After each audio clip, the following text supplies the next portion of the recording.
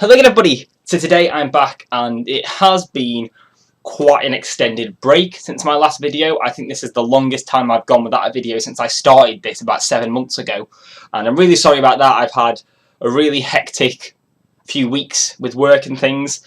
I organised an event at Waterstones where I work with Connor Franta, which, as you can imagine, had tons of screaming teenage girls, and it took me weeks of preparation to sort that out. So that's been really running my life for the past while, but I'm back now, and I'm going to do loads of stuff to quickly catch you all guys back up on what I've been reading, what I'm going to be reading, and the books that I've bought. And with that in mind, today I'm going to be doing a book haul for the past 5 or 6 weeks. I have bought so many books, it's quite painful. But I'm looking forward to showing you guys what I've bought, and I hope you enjoy. So this past 5-6 weeks, I've actually bought the most ridiculous amount of books you would not believe. I think it works out at about 50 books. Now, there is a clarification to make, which you'll understand later, about what some of those books are. But still, I have bought more than usual in this past month, so I'll get straight down to telling you about what they all are. So the first things that I've bought, and this does make up about 35 of the books that I bought this month, is that I've completed my collection of the Penguin Black Classics. There they are. Everyone from number 1 to 80, plus an extra extraneous number 68, which I managed to buy twice. But it feels great to have the complete set. They look really good. I'm looking forward to trying to find some way to display them. I'm moving house again soon, and once I moved into my new place, I'm going to really try and make a big deal of those now I've got the full collection. But I am extremely proud of it, and that does kind of explain why I bought 50 books this month. But I don't know if that's really much of a help in defending my decision to buy so many. So I'll start off with the non-fiction that I bought this month. So I normally buy more non-fiction than pretty much anything else, but this month I've actually only got one, and it was free. And that is How Not to Be Wrong by Jordan Ellenberg. So this is one of the key books at Waterstones this month. It's one that we've picked as our best non-fiction. And I have to say, this is actually really, really interesting. It's basically relating, you know when you're at school and you ask that question, when am I ever going to need to use this? This book points out all the time in life that you use the maths you learnt at school, and kind of how it fits into situations you wouldn't think it fits into, and how it applies to everyday problems. And it's really, really interesting. It's quite a lot more accessible than a lot of books on maths are, and I'm really looking forward to giving this a read. So again, anybody that watches this channel regularly will know that one of the other things I've been buying a lot of lately is manga, and this month, again, I haven't disappointed. I think I've bought 4, and I've got about another 6 or 7 I want to get in the next couple of weeks. So tons of stuff, but loads of really good stuff.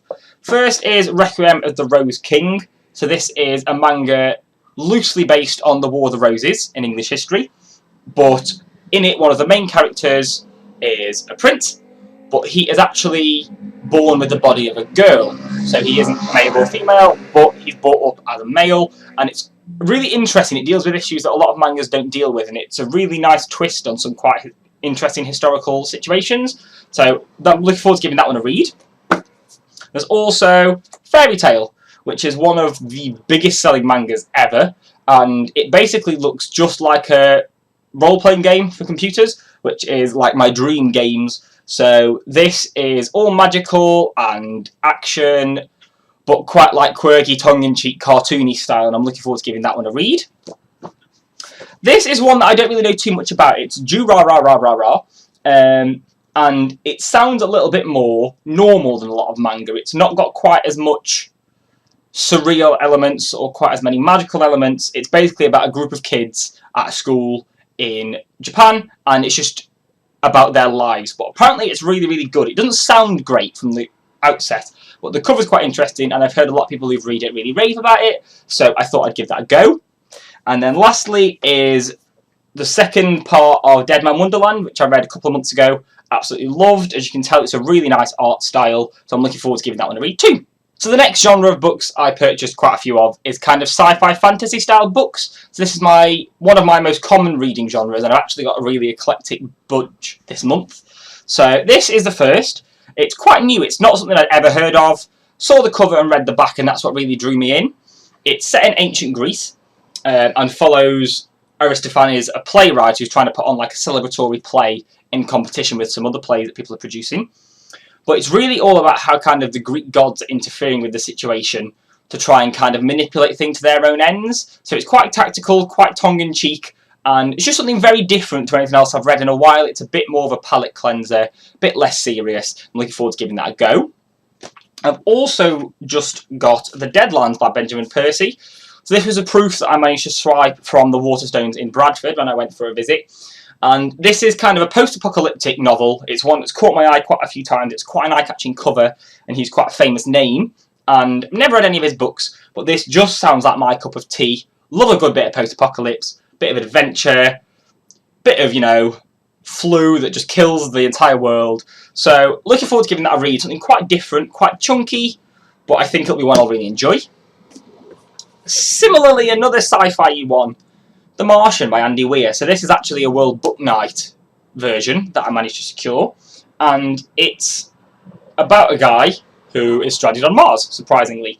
I think the trailer for this has actually just been released today, literally, of all times. And it's been made into a film, obviously. And it's just one of those books that even people I know who don't like sci-fi or who don't read this kind of thing have absolutely raved about. So I'm really excited to give that a go. Really lucky to get one of these special World Book Night editions, and looking forward to seeing how that is.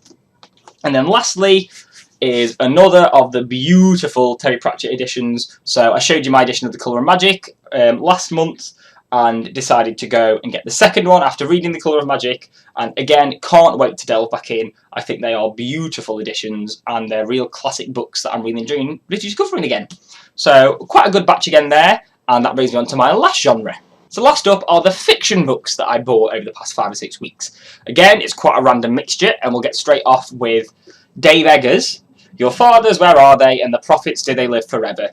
It's not the snappiest of titles, but actually it's a really clever concept for a book. I read Dave Eggers' The Circle about a year or so ago and loved that. And this looks from the cover very similar, quite bright, quite unique. And that continues. It's about an astronaut who gets kidnapped and wakes up basically in an abandoned military base. No idea why he's there. One of the really interesting things about this is it's told entirely in conversation. There's no description, nothing like that. It's all done by conversation. And that's quite an interesting literary technique I've not read in quite a long time, actually. So I'm looking forward to giving that a go, and I know Dave Eggers never disappoints.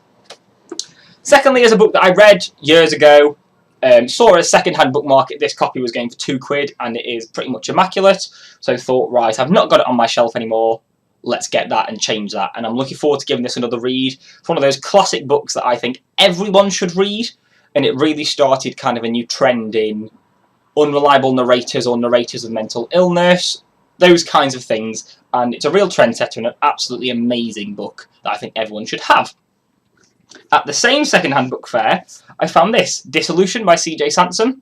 So this is a book that's actually been in my TBR jar for the past 6 months. And it's a series that I think I love.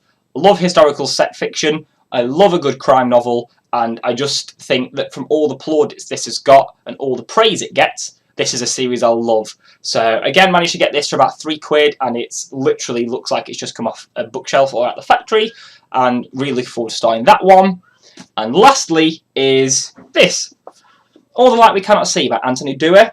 So this is the book that's just won the Pulitzer Prize for fiction, which is the prize for the best American fiction of the last 12 months.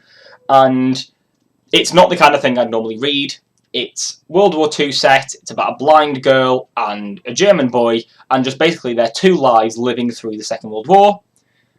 Don't really like World War II fiction, but this is what we've chosen for our book club at work, and I have to say, it's one that's caught my eye a few times and I've always kind of put off, but I'm looking forward to reading that because I think I'm going to absolutely adore it, and I'm very excited about it. Yeah, I think it'll be a good one, and I'm glad that the book club have picked it and are kind of forcing me to read it, because I wouldn't have done otherwise, but I think I'm going to quite enjoy it.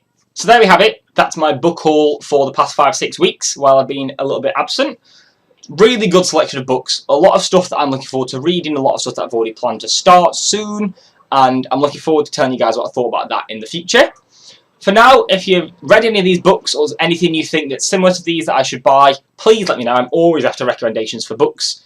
And as always, if you've enjoyed, please leave a like and subscribe if you haven't already. Really appreciate it. Other than that, I think I'm going to try and be back a little bit sooner than last time. It's not going to be 3 weeks again. I think it's probably more likely to be a couple of days. And I'll be back then to do my wrap-up for the month of May. So I'll see you then, and thanks for watching.